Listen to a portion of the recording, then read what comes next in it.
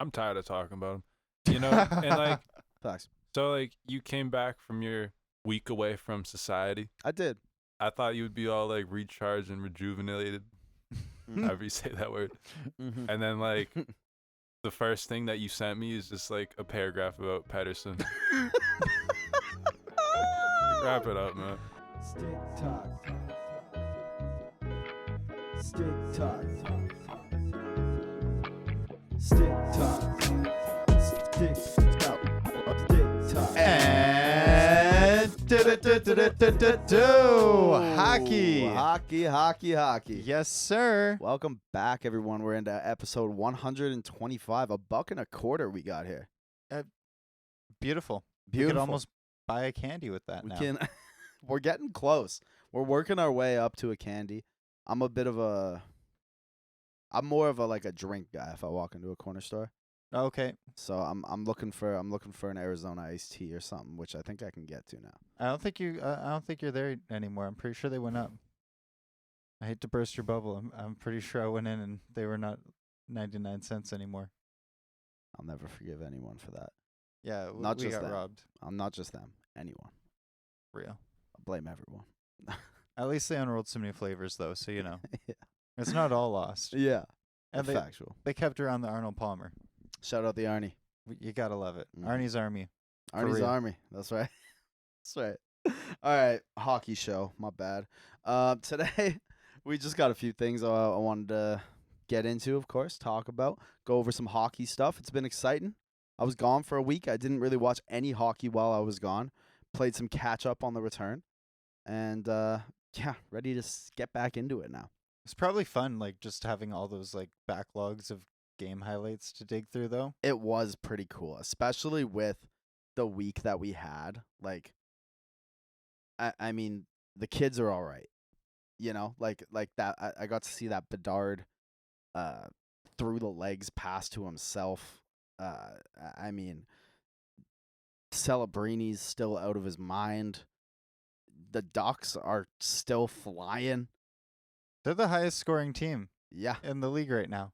and like looking like they're like materially a very high octane offensive team. Yeah, I think they're at like, what is it, 4.34 goals per game or something? Yeah, I don't know, something like that. Pretty goddamn good. It's not too shabby at all. What is that? I mean, yeah, they're, as of time of recording, the top team in the Pacific. And actually, it's funny because they're kind of one of the things I wanted to talk about first was rebuilds. Yeah. Yeah, So, let's get into it. I mean, I just wanted to kind of get back into this because something that I've been pushing over the last little while, and I know we've talked about it a bit, but like it was looking to some people as if the rebuild era was over, and I kind of think so in some regards, that it gets a lot harder to acquire high-end talent as in a rising cap environment. However, I mean, it's really difficult not to look at the influx of rebuilding teams that are now exiting that rebuild and be like, dang, that kind of works for them. Yeah, it kind of made sense. I mean, like, because it didn't for a while, right? Like, it really looked like Anaheim was in the depths of a rebuild forever. Detroit was in the mud forever. Buffalo, still in the mud, but still in the mud. It's a management thing. It's an everything thing. Yeah, preach. But, you look at the Habs first in the Atlantic, Senators second in the Atlantic, every single division basically, because New Jersey, I mean, we know they've been pretty good for a couple of years, but that was a real hard set rebuild for them. Oh, yeah, and it took a long time. And it did take a long time. And then, I mean, you go down the list from there, and Utah's finally popping off. They're third in the Central, and Anaheim first in the Pacific. So, I mean, PJ especially, I wanted to ask you, like, does that shift how you feel about teams rebuilding? I would say that it's definitely persuading me right now. I still want to see more. Like, I'm not ready to crown Chicago's rebuild Yeah. as a rebuild. Sure. It's, I don't really want to pull up my text that I sent you in the summer, but maybe I will. Yeah. Because I was definitely more locked in then than I am right now. Yeah, hit me with it. Because, yeah, I mean, it feels to me a little bit like in some regards, rebuilds are kind of hitting right now because the last couple draft classes have hit. That's where I was gonna go with this.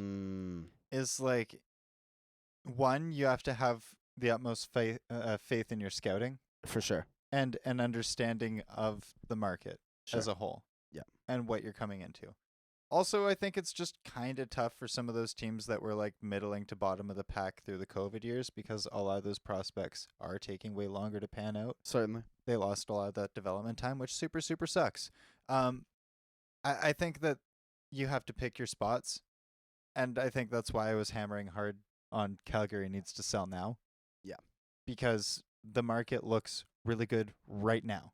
Right. The 26, 27, 28 draft classes look really good. They look really good really early. It's Yeah. not often you hear 4 or 5 names from each Yeah. year being compared to a top NHLer. Yeah, 100%. And especially in an environment with so many buyers in the NHL right now, right? Like, there's so many teams willing to pay futures for right now help. Absolutely, especially when you saw how the aggressive GMs get the cake at the end of the year. Yep. They get Facts. the trophy. Facts. I mean, it doesn't make sense to sit on your first anymore, especially if you're only going to have one every 2 years. Yeah. You may as well just spend it and then go hard rebuild when you have to. Yeah, fair enough. If you can time it right. I mean, that's also a big if, right? I mean, Well, that's one of the biggest ifs. and it still has to come down to like really trusting your scouting and ensuring that you get the right people in the doors right away. Definitely. So, I said this 2 months ago before the season started. Mm-hmm. And, like, my main thought process was just, like, Florida really never rebuilt. Like, they were only a basement team for 2 years. And that Yeah. was in, like, 2014 and 2013, I think. Right.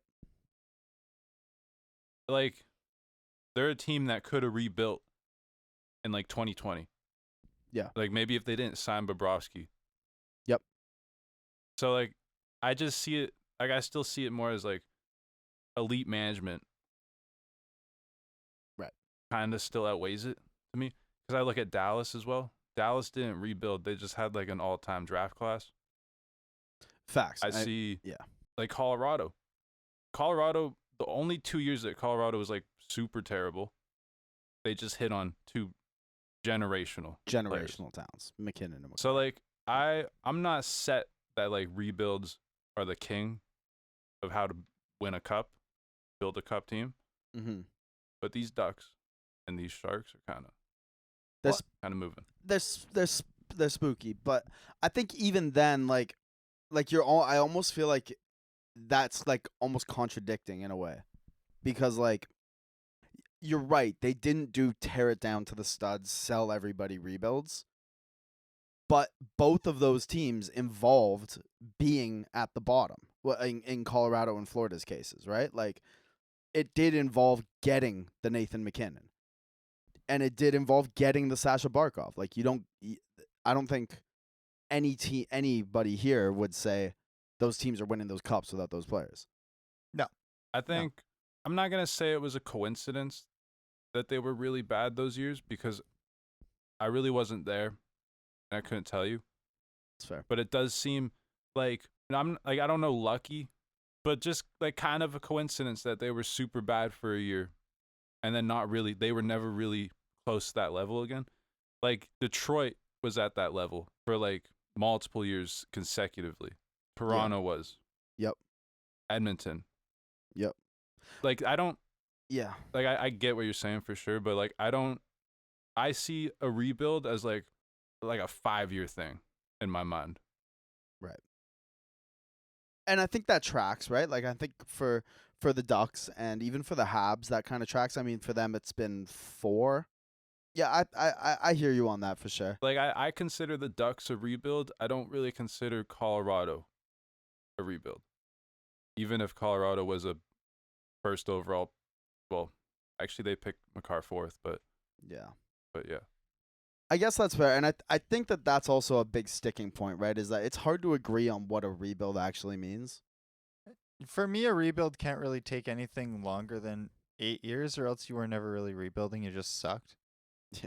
Like Yeah, there was just no for purpose. sure. You just sucked. For sure. It- In and, agreement there. and I think that a rebuild should take anywhere from like 3 to 5 years. Like I think that's just the appropriate window where you tear it all down, you sell it all, you find your window, you find your draft class, you find the talent you like, and then you get to work around that talent and you build around it ASAP.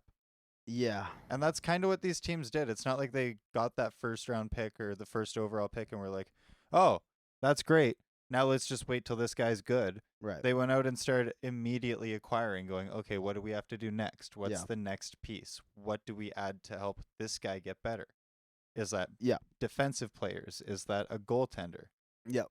I mean, the scary part with a rebuild is that it can take that long if you're a team like Detroit. If you just can't scout and can't get lucky and can't get the players, right? Then it does just take forever because you got to get the players.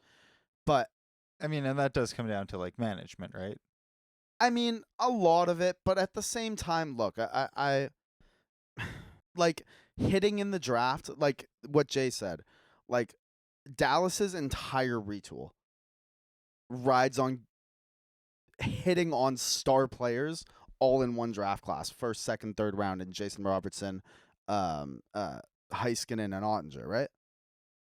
I mean, you can say that's great management, but like It's also very lucky. that's so lucky. As It's well. incredibly lucky. You know, yeah. Dallas should have been staring down the barrel of a much more difficult issue, but they Yeah. got very lucky and they've just managed to keep it going. But I actually saw an interesting stat. I wish I wrote it down. It was something like in the last 15 years, no one's won a cup without a player drafted in the top 5. Yeah, doesn't shock me at all. I'll dig it up and bring it in for the show next week because Yeah. it was a really interesting stat, but it just applies so perfectly to this. Yeah. I don't even necessarily think that it's the length of the rebuild. I Right. think it's just the quality of the assets you get in the rebuild. Totally. Yeah, Like- totally. Like I don't feel good about the Islanders right now sitting in 4th, and I don't feel good about them getting better anytime soon because like sure they had 3 picks, but 2 of them were in the back end of the first round. So it's like, are those going to hit? Are those going to be first round picks, or are they Mhm. going to be, third round dudes that just put up 200 points in a career and play a role? Yeah, are they going to be big dogs? And look, no knock to Schaefer because Schaefer's like a diamond in the rough. Like you're never hitting like that. That's crazy. A defenseman who's 18 and putting in these kinds of goals, these kinds Yeah. of numbers, like, I mean, well, hey, we'll see on Verhoff. yo, that kid's Mhm. special. I watched that Mhm. kid play for like 30 games, Yeah. whatever, however many home games there are in a Royals season. Yeah. That kid's special. Yeah. He is crazy talented. He has elite edge work. His hockey IQ is like through the roof. The ability to read plays. The speed is so sneaky on such a large build. He's the complete package. He's going to be a stunning consolation prize for whoever misses out on Gavin McKenna. Yes. Yeah. 100%. Yeah. Yeah, I'm in agreement with that as well. I guess there's also the difference between the rebuild and the retool, right? Because like I kind of feel like you can still call it a rebuild if you just happen to hit on the right guys the first time you tear it down. Yeah, and I think as long as there's like the intention to tear it down for picks, then it's Yeah. fair to call it a rebuild. But they have to be like a certain quality of like sale, like if you're just like moving, countertop assets for a 4th, like I'm not really gonna call that a rebuild. That's just a business move. Sure. It's like when you take like your star player or your second or third in command, and then you move them. Right. And you get like the first and the second, or you get like the first and third and conditional whatever. Like Yeah. that's what I consider a rebuild, is when you finally bite the bullet on that season and go, it's over, we're selling. Fair enough. Like I'd even say Boston's entering the rebuild. They sold Marchand. Like even just Yeah. selling at Marchand, that's such a huge piece. You can't like act like that's not a massive knock to that team. I mean, it's the end of the era, right? It's the end of the era of that 2010s Bruins. There was minor ends to it throughout, like when Chara left, Tuukka Rask and Tim Thomas and Bergeron and even Krejci, right? But like the real end of that era is the leaving of Brad Marchand. Yeah, The and last one. and they realistically don't have nearly enough to sustain another era. It's going to start coming down to more of those moves. They're going to have to look Yeah. at moving Lindholm. They're going to have to start looking at moving Peak I or mean, look, XYZ. if Nikita Zadorov keeps playing like a franchise defenseman, that might be something. Nikita Zadorov pisses me off, man. I love that guy. I love that guy. I hate how tough he acts and then just not tough at the same time. I don't know. Like, he'll just I go think around he backs pushing- it up.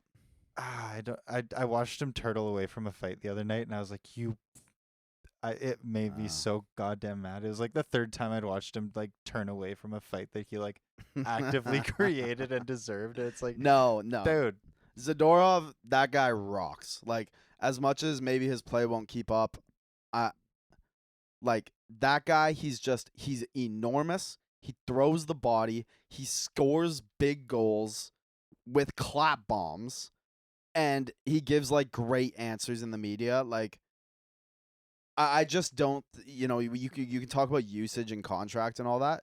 I don't think there's a single team in the league that's not better with Nikita Zadorov on their team. I was gonna say I would love to have him on my team, but I Yeah. hate to play against him. It's the Pat Maroon situation all over again. Yeah. Fair enough. Fair enough. So yeah, I don't know exactly how I want to finish on this topic, but just something to think about. Like, I have a hard time looking at the weight of this league moving into the young direction, and it's just hard to look at that and go, oh boy, what's next? I mean, as a Canucks guy, woof. Like watching, the Ducks, the Blackhawks, the Sharks, all these teams kind of pass them.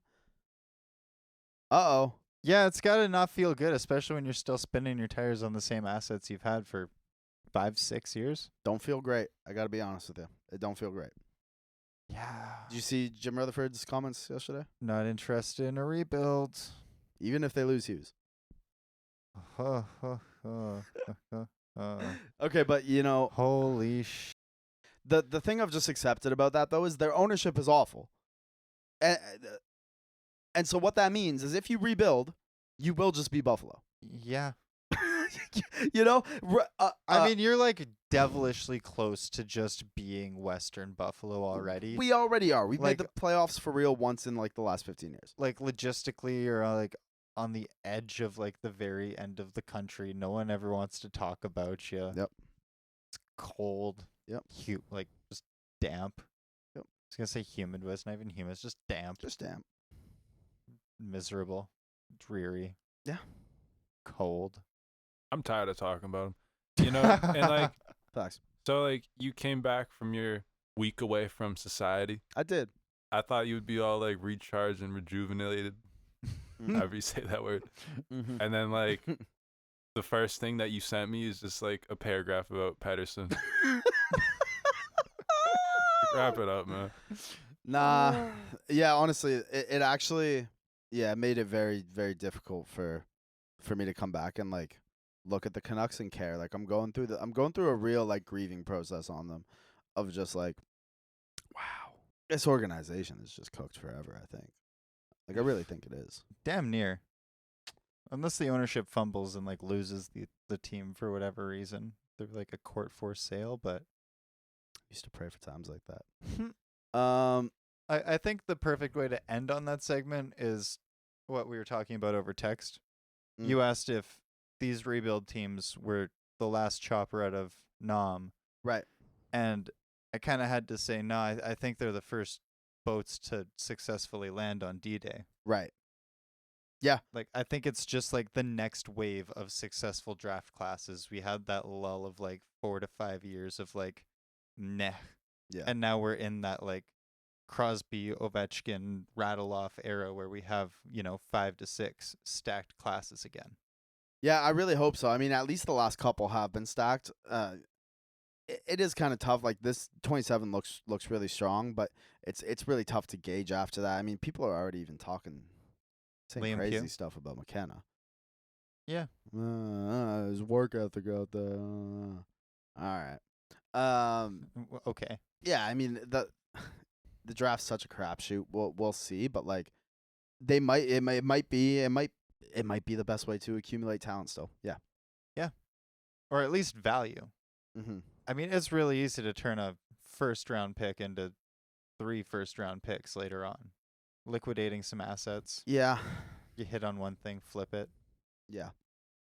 I do kind of feel like the smart teams, if you're like Calgary, now is the time to accumulate some assets, some future assets, because like I said, like the teams aren't valuing futures enough right now. No. Everyone wants to win now. Mhm. And so yeah, if you can stack up some futures over these next couple classes, you could be set up well in the long term, especially they got a new arena coming. You kind of want to get good for that. Yeah. That'd be nice to get good, you know? I mean, Calgary, though, I feel like Calgary almost just doesn't get the disrespect that Vancouver does, and maybe it's because I'm too close to it. But, like, Calgary is just, like, almost Vancouver as well. Like, they've always just refused to actually rebuild. They've never actually been that good. They just lose their best players all the time. Like, I don't know why Calgary gets any respect, in all honesty. Legacy. What legacy? Just aura. I don't know how they just got better aura. I actually just don't think anyone cares about him. Also that might be it, in all seriousness. I think they're just like cemented in our hearts as like one of those teams you always see growing up on Hockey Night in Canada. So you're like, yeah, those exist, and that's good enough, you know. I suppose so. But I like suppose so. the Canucks, you like live around them, so like of course you're gonna be more critical of them. But like But even like compared to like other teams, like I don't know, I get the Senators and stuff like that. Even like the Habs, like I feel like every other team I kind of like have like these like opinions on, and then like when I look under the hood on Calgary, I'm like, this franchise kind of stinks too. But like they're just not seen as a team as stinky as I think they are. like yeah. But I think Jay's right on that. Like people just don't really care about the Calgary Flames. Besides, if you live in Calgary. And my biggest concern for Calgary moving forward is that like, and why I was pushing so hard on top of like the valuation for assets being so low and the market looking so good in like the next few years. Yeah. Is that all of these guys that they actually have that are sellable assets are kind of getting old. Yeah. And they have Certainly. They have injuries. They have Yeah. injury issues. They have injury concerns. Yep. And if one of them goes down in game 42 Yep. while you're, fiddling around with yourself looking at the trade market, like, Yep.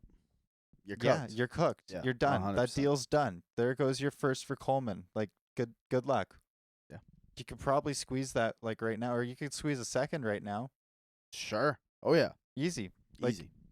But if you wait and you hoe and hum and maybe we'll do it, maybe we won't, And then he's hurt. and then he's hurt, okay, and then your season's done anyways, and you didn't get an asset, and okay, Yeah. like it just doesn't make sense. I agree. PJ, you wanted to pitch something out about Dawson Mercer, I hear. Yeah, so other night I'm watching the Devils Blackhawks game. Mm-hmm. Timo Nemec Hattie Yeah, to win it in overtime. that was Aura. big. Yeah. Crazy. Love to see it. And as I was watching, like I just noticed Dawson Mercer, and I just think he's one of the weirder NHL players that we have right now Mm, because he's pretty like respectable certainly. and like good, but also like not really. Mm-hmm. Like I'm not like Mm-hmm. damn like Dawson Mercer's out tonight. Damn. Yeah. And I don't know. He's an interesting archetype of a player.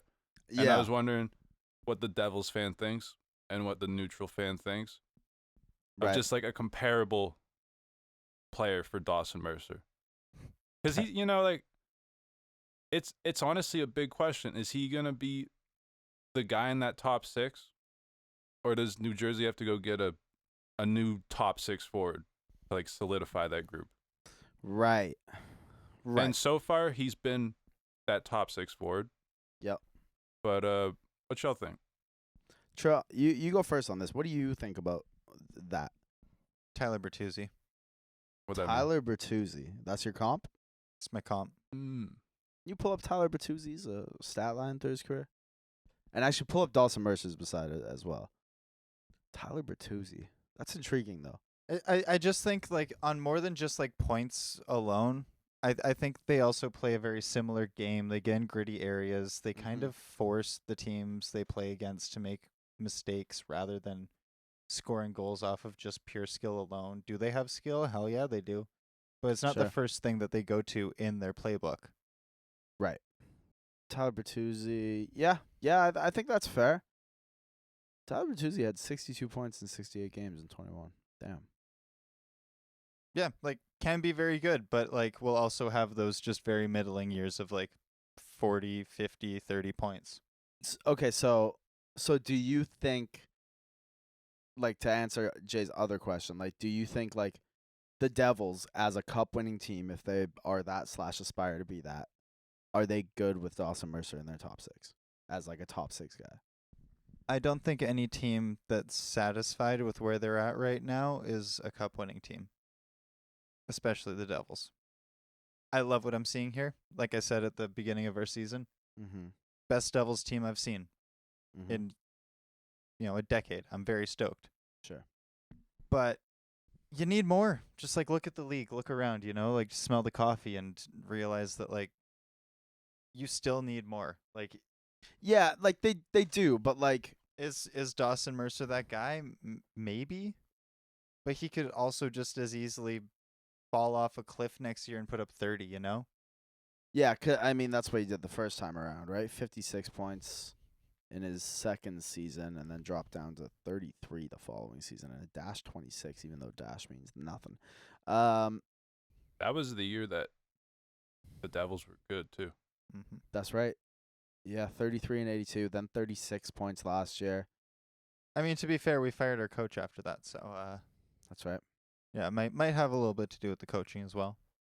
You know what I like for Dawson Mercer? I like Drake Batherson. Oh, hell no. That's my comp. Drake Him Batterson's or, way like, better. Troy Terry. I feel like Troy Terry was low key, like, not holding it down for Anaheim. No, but he was But like he was lit. yeah, he was a guy. Yeah. But, I'm like, so with you there, he's Jay. like a consistent, 50, 60 point guy? Oh, yeah. But, like, you're never worried about him dipping to 30 either. I know, but, like, he's also not, like, he's also much younger, right? Or much older, right? Like, Like, he's just been at, like, he had 15 points in his age. What is that? Like 22. 22 season? Yeah. I mean, Dawson Mercer's only 24. yeah, I guess so. I guess he got his crack much later, but And then since then, yeah, 60, 61. Like, I think Dawson Mercer could pretty easily be a consistent 50 to 60 point guy through his mid-20s here, which he's just getting into. yeah, I like that projection. I think it's a lot more stable than the Bertuzzi projection, so I'm much happier about it as a fan in general. I don't really see him playing the same game as Terry. I think that Terry plays, like, a lot more of a complete two-way game that's more reliant on skating and being cute, whereas Mercer plays a lot more of a hard-nosed grit game. Certainly, yes. But I think, like, I think all three of those guys, Drake Batherson is certainly better than both these players. But, like, these guys are not guys that you're winning the Stanley Cup because of. But if you are going into the playoffs and you have any one of those three players in your top six, you're not, like, worried about them per se. You know what I mean? Especially because, like, Dawson Mercer can give you minutes, right? Like, he's been good on the power play so far. He's been good on the penalty kill so far. Yeah. And he's giving you points at even strength. I mean, he's doing a little bit of everything. And obviously that's inflated. He's got, like, 27% shooting percentage, 27.3% shooting average. I mean, that's not sustainable, obviously. No. But I don't know. I think that, yeah, you see a guy who had a 60-point season in his, like, age 20 season or whatever it was, and then starts to have a breakout at age 24. That seems pretty standard for breakout guys. Like, I don't think that this right here, over a point per game, is sustainable. I don't think, or what is he, a touch under, so on pace for 80-ish points. Yeah, I think he finishes as a 50 to 60 point guy, and that's kind of his range. Yeah, I mean my But I like the player. my other projection would have been like an Ehlers type, but like a Winnipeg Ehlers type, where he never gets out of that second line, but he's just rattling around that 50, 60 point mark for the duration of his mid to late 20s and into 30s. That's understandable. Probably never going to get the craziest bag, but always going to be very well paid. Yeah. also use yeah, T- I like- think that's right. Like a TJ Oshie archetype, Ah, that's interesting. hard nosed scoring forward, sick hands, but Yeah. like not necessarily like what you see when he's out there all the time. Yep. Yeah, I think that's a good one that's, too. That's a good one too. PJ, you got a comp you like there when you thought of this? I really liked the Ehlers that you just said. Mm-hmm. I see that a lot. I thought of like not talking play style at all, but just Marco Rossi, Yeah. just as this like same caliber player. I actually think Rossi has more upside, but I do as well, but I honestly also think playstyle's not too far off there either. They're both north-south players in a lot of ways, right? Marco Rossi's PR is a little in the mud right now. Oh, it is. So I've been shielding off Marco Rossi slander back and forth with old Chris there, who finally did get rid of Marco Rossi, but he and I were in talks about that fella all across the entire summer, and didn't get it done. no, that value it was dropping for me. I'm not gonna lie to you. Yeah, He should have struck while the iron was hot. probably. Probably. But oh well. What can you do? I remember when I was offered a first round pick for Mm. Matt Roy, Ah, Capitals third pairing yeah, defenseman Matt Roy. yeah. You wish you took that now. Yeah. Yeah. I also got offered a first for Tanner Jeannot Wow. after his first season, his breakout season with like 50 points. and Wow. Yeah, I mean, that's still less than Tampa gave up for him. I wish I took that one too. They gave up a full draft class for him. Yeah, they did. That's crazy, and it didn't do anything. If the Yeah, we if the called it. Tampa Bay Lightning do that again this year, because I feel like they do it every couple years, where they just trade like an entire draft class for a player. Mm-hmm. This year, if they're going to do that this year, it should be Kiefer Sherwood. Tell me that guy wouldn't be a monster in Tampa Bay. Yes, I think he'd be great with the new like roster and squad they have coming up too. Yeah. That'd be sick. Yup. Okay. Olympic jerseys. The Canada ones got unveiled while I was away, and I didn't even get to talk to y'all about it like at all, like over text or anything. Canada's Olympic jerseys. How do you feel about them? They've grown on me. I hate them without the numbers though. Like here's the thing. What's sold, because I had a very, I hate the all black one too, by the way. Like I just think it looks terrible. It looks tragic. I don't know if you can find that one, Jay, but I don't think there is going to be an all. there it is. is that real? Yeah, it's pretty ugly. Okay. Not a big fan of the blacked out leaf on the blacked out jersey with like the. Nope. No, it's pretty horrid. But I mean the red and white ones, they're not bad. And I was scrolling through my news feed just before I left work. Yep. And I got an ad for some replica jerseys with the numbers laid out on them. Yep. Pretty goddamn snazzy with the numbers. I'm not gonna lie. It's fair. Like with all of the bits and bobs added on, it does look like a very nice complete jersey. Right. I just think that when you unveil them without numbers on them, it looks like Yeah. it looks tough. I think they're awful. I actually like the white ones. But I despise this trend Bauer seems to be forcing upon us of the stripes not going all the way around the arm. Hate Mhm. that. In the waist. I saw Yeah, they don't connect in the back, And in the waist, Yeah. yeah, that's right. but it didn't look bad with the numbers. Is the thing. Nope. No. Miss me. Also, Yeah, Jay, could you click on the image beside that one? Actually, the Instagram one, the one with Makar in it. Yeah. Canada is meant to be red and white. I don't mind black with red, but like a red jersey with a black leaf is so not the play. It's not happening. I don't like it. Like I hate it. I miss the gold. What happened to gold? Like at least outline the black leaf with a gold border or something, you know? Like make it flash, but like the monochrome black and red is like kind of just tragic. I think they're awful. Those red with the black they're awful. And what a tragedy coming from those Four Nations jerseys, which are beautiful. And the logo's too big. Is it just me or is that logo frickin' massive? Oh, it's enormous. Yeah, I mean, it seems to be a trend lately. Is the super big logos? I think hate it's it. and Bauer jerseys. There was already someone. I don't know if Jay, if you want to go to if you go to Reddit.com, our hockey jerseys. Someone posted pictures in there already of like hands on of the stitching and stuff. Yeah, I mean, you can tell those Bauer jerseys. It's the same problem the PWHL jerseys have. Keep going past them. I think it's the next one. Look at the quality of those Bauer jerseys are horrific. Good God. Like that looks like my ball hockey jersey is made out of more. It looks like a ball hockey jersey. It really does. It does, but like it looks like a really poorly made fake of a ball hockey jersey, like from the inside stitching. Like my ball hockey jersey has better stitching than that, and it's like made by a local jersey supplier. Yeah. So I don't know. I think the white ones are kind of clean. Like I don't hate the look of them. But there's just a lot here that I'm really not a fan of. PJ, do you have any thoughts on these? I'm not that disappointed because I think Canada's been missing for years. Mm-hmm. To be honest, I don't like them. I mean, this is actually the first time I've really analyzed this. Right.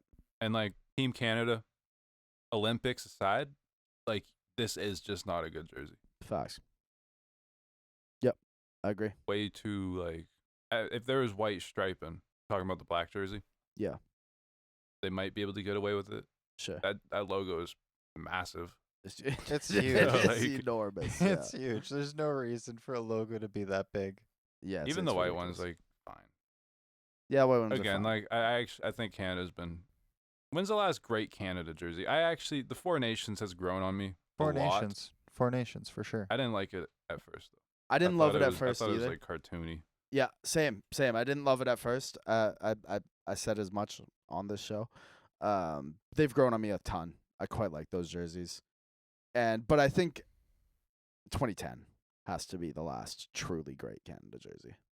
Yeah, I'd like to see them go back to the old school Team Canada logo with the player and the leaf in the middle. I actually think they're not allowed to use that. Really? I'm pretty sure the Olympics have a ban on like. Oh, because it's a corporate logo, right? Yeah, because it's like an organization. Yeah. On a side note though, the Slovakia jerseys, right? That's the only other one that's unveiled. Like those ones. I mean, they're basic. There's nothing crazy about them, but they're Slovakia jerseys and they look cool. I'm down with them.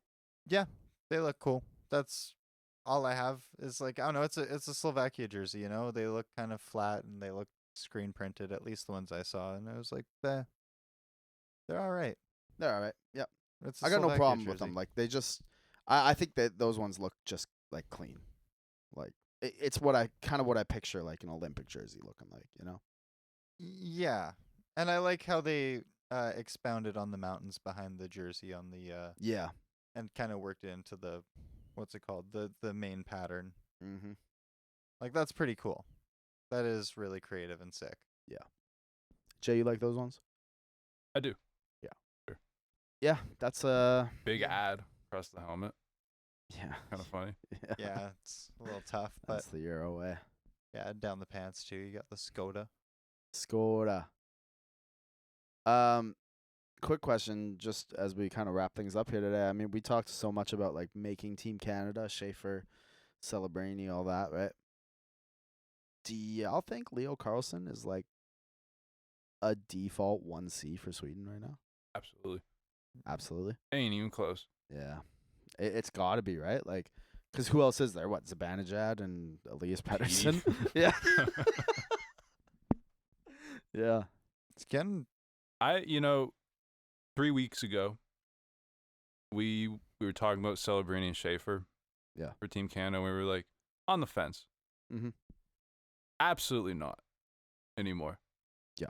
I'm gonna be so mad if they just bring some. I'm not even gonna name names. name names. No, that's what this Anthony podcast is about. Cirelli, Sam Bennett, Yeah. Tom Wilson, Oh, T. Mark Keep going. Stone. Yeah. Oh, spicy. Mark but Stone I'm can down. go. Yeah, okay. Mark Or Stone he, can go. he can stay home. Mark I mean, Stone actually. can kick rocks. He watched from a Um, hospital bed. Colton Parayko, Yeah. Travis Sanheim. Yeah. Yeah. Real. Let me Okay, let me chill. This list is No, getting no, too no, long, though. Like, this is getting concerning. That's like I a dig it. 10-player list. No, I dig it. Look, Celebrini, you're right. There's no question in my mind now. Like, Macklin Celebrini And Bedard. and Bedard. Connor Bedard should unquestionably be on Team Canada. I could not agree more. Unquestionable. Just the amount of, first of all, the amount of responsibility Celebrini has on both ends of the ice. The fact that, I even get it a little bit more with Bedard. He's been a little up and down through his career so far, whatever you want to say. But, like, Celebrini has been a dog since the moment he stepped onto his first NHL sheet of ice. So responsible at both ends, can create magic out of nothing. And then, Bedard as well. Bedard, the one thing that Canada's going to lack, especially as you get deeper into the lineup, up top, yeah, you're going to have McDavid, you're going to have McKinnon, you're going to have Marner, you're going to have them up at the top of your lineup. But down in that third and fourth line, where you would have an Anthony Cirelli playing against a top dog for the U.S., you kind of need someone with that lethal shot, and that's Connor Bedard. He's been so good. Or even like Bedard on like McDavid's wing. That's exactly what Feed I it was to thinking. me. I was like, you know what? I don't want to see these guys in center roles, but I absolutely want to see them play wing. And I want to see them get their Olympic experience early. And I agree. In the last 2 weeks, my mind's completely been set. These And are guys past- that should be in. And pass that torch, right? Like, look, I do want to see Drew Doughty there. I don't want to see him playing minutes, but I want to see him there, right? Passing that, Olympic history of Canada onto this next generation, the way that, it was passed on to them in 2010, Crosby and Doughty, I mean. And then you now have this opportunity to have your next generation of Canadian superstars at this tournament, and not just because you want to pass that on, but off of merit, because they belong there. Yeah. They have to be on the team. Yeah, it's not just like a additional player. It's not the 13th forward Yeah. anymore. What is it? 15th forward? I can't remember. 13th. Uh, Good math. Stupid. No, I think it might be 14 or 15 for the Olympic roster because Is they it? bring more over. Oh, yeah, because like it's international, right? Yeah. Yeah. I don't know. so- Don't quote me on that, but I feel like they get a couple extra players to bring. But the typical saying would be the 13th player. Yeah. Like it's not even that anymore. They need to be rostered players. Yep, Like it's 100%. so beyond that. And if they're not, I think it just highlights the faults of Hockey Canada even further. Yep. Just old boys club, scared to take risks. You know what else I believe? What? Still? What? Evan Bouchard don't belong there. We don't need him. He's been on a clip this week, so it's bold of you to say that. I One know. goal, 4 That- assists. That's why I said it this week, because look, Evan Bouchard, you just don't trust him when the chips are on the table. Okay. And that's what you need. That's what Canada needs on the back end. They need forwards that are going to break the game. And the thing is, when you play the Americans in a gold medal game, which is what I am basing this all off of, because I think it's the biggest threat, you're going to have some moments where you're getting cycled on. And you're going to have some moments when you're trying to break that puck out where there's going to be prime opportunities for very bad turnovers, and Evan Bouchard will make those bad turnovers. Was PK Subban ever in the Olympics for Canada? He was, right? He may have made that 2014 team. That would have been the only one he would have been at, though. I believe so. Can we get a confirmation on that? Yeah, he there. He there? See, I don't know. It's hard for me to be like, well, he doesn't belong there because, like, brought PK Subban. You did. I And- think PK Subban at his peak, which he was here, was probably a better defensive player than. Oh, and a Evan better Bouchard offensive is. player, too. I mean, through and through. He was far more explosive. On his own, for sure. Mm-hmm. Yeah. Like, he could generate offense just by being PK Subban. He Yeah. didn't need to have the place set up by his forwards to tee up a clap bomb. He could Yeah. take a clap bomb from center ice for all he cared. I think, yeah, you're not wrong. You're not wrong. But I think Matthew Schaefer belongs on this team. Like, I really do. I think that guy's a dog. See, like, I've been thinking that, too, but I'm still just like, yeah, I don't even know. I think at least you bring him as an extra. Like, it's really tough. I would definitely agree with an extra, like, for sure. Yeah. Because, I mean, like, yeah, Thomas Harley was the extra, and now he's, like, a shoe-in to be there. I go How long Schaefer. before Yep. this guy becomes the next Harley, where it's like, okay, yeah, this guy should have been in. Yeah, He 100%. isn't. It's unequivocally he's in, and it was what, a 4-month difference between the Four Nations and us going, actually, yeah, Harley's that guy. Yeah, 100%. 6 months, If that. If that. right? Like, Yeah. time changes that quick. See, yeah, I think that's the play there, PJ. Taze McCarr, Harley Theodore, Schaefer Doughty. Because Doughty, I mean, if he looks a step slow or whatever, I think you get Doughty in early rather than having to bring him in late. You know what I mean? You get him in early. If he looks like he's taking a step back, if he looks slow, you can rotate him out of the lineup. You know what I mean? Mm-hmm. Um, Yeah, and then you can insert Parayko or Bouchard as you see as fit. you see fit, right? If you find you need the offense more, you need power play things, you need whatever, you can put Bouchard in there. If you need something a little more solid, you put Colton Parayko in there. I like that. I think that's the play. I like that too, actually. I'm not going to lie. I think that is the play. Stick talk predictions in. Yeah, I mean, Give us positions. it's not even about though like predicting what Hockey Canada's gonna do because Hockey Canada's Oh, they're such a gonna- mess. They're going to fuck it. Predictions Yeah. was the wrong choice of words. Yeah, but like this is what they should do. This is what they should do. The stick talk corrections are in. And often I feel like, you know, as much shit as I talk, like I do often like accept that there's a very good reason I'm not in an NHL front office role. I'm not an executive in the NHL. I'm kind of a moron. I get that. The people I do think that I know better than is Hockey Canada. No, that's so real. That's like so real. That's about it. That's about the end of the list, but I think I know better than that. Yeah. Yeah. Yeah. I mean, I'm right there with you. Yeah. Yeah, totally. I won't go toe to toe with any like NHL GM, not for a second. You win, Yeah. big dog. But you put me in a room with anyone from Hockey Canada, and I will have things to say. I'll have words. I will have words, and they will not be short or minced. I feel like is there any defense? Honestly, Josh Morrissey as well.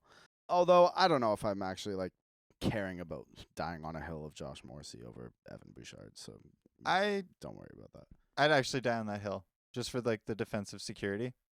Also, like Morrissey's having like a slow year, but he's also been playing like way more at home and way more defensively structured. So And I do like the player. I like the player a lot. yeah, I like the player. I Do think you that's a have good do add. you have any care about goaltenders? Like, cause the thing about Binnington is as much as like put him on the money for what he did in the Four Nations, like literally put him on the $5 bill or something. I don't care. Yeah. He's been awful.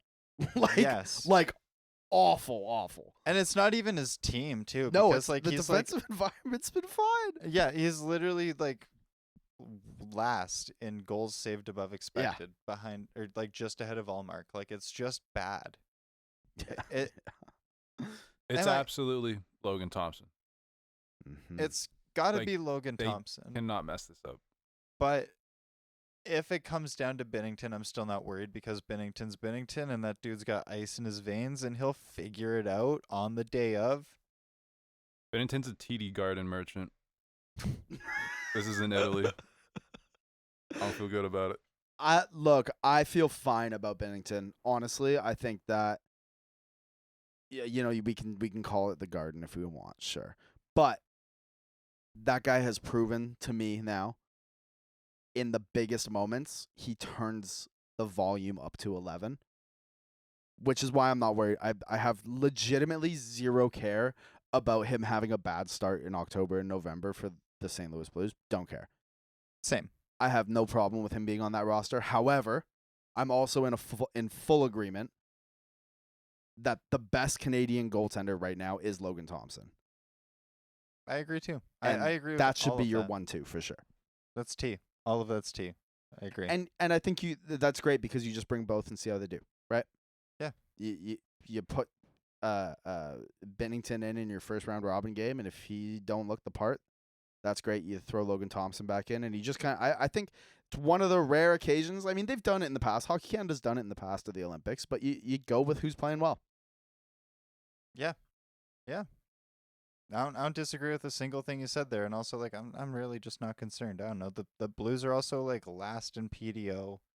They're last in a Yeah. lot of stats. They're last in like shooting I mean- percentage. They're last at goals expected for 5-on-5. Like The Blues are gonna regress, like have positive regression for sure. I mean, because like you said, they're last in PDO. That's rough. I assume some positive regressions coming there, and yeah, I mean both Binnington and Hofer have been horrific, and I just don't really see that like continuing. Like Hofer's proved himself to be an above average backup goalie, and Binnington's proven himself to be an average to above average starter throughout his career. So I mean, cool. no, totally. Chicago PDO Merchant, perhaps. Also goals saved above expectant Merchant. Spencer Knight, I mean, Spencer that's Knight demon. maybe having the breakout season we were waiting for. And Soderblom. Yeah, he's been great Soderblom's too. been playing great too.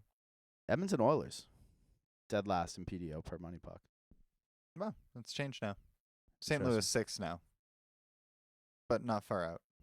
Are the Vancouver Canucks the furthest on the bad and sad side of that, down at the bottom? Oh, They are indeed. tough Oof. scene. They're the furthest team over on boring and bad. Hell yeah, brother. That's what we like to see. I think that's about it.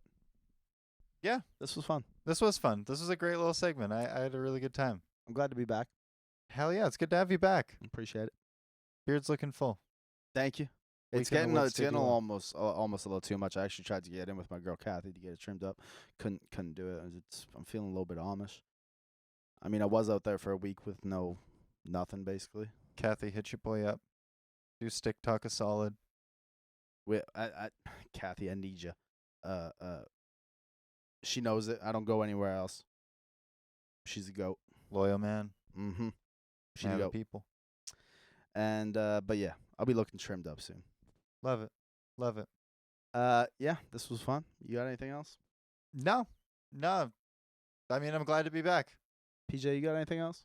Nah. All right, chill. In that case, we'll see you in a week. Keep your dang head up. Keep your head up. Boom. Boom. Bomb. Stick talk. Stick talk. Stick talk. Stick talk. Stick talk.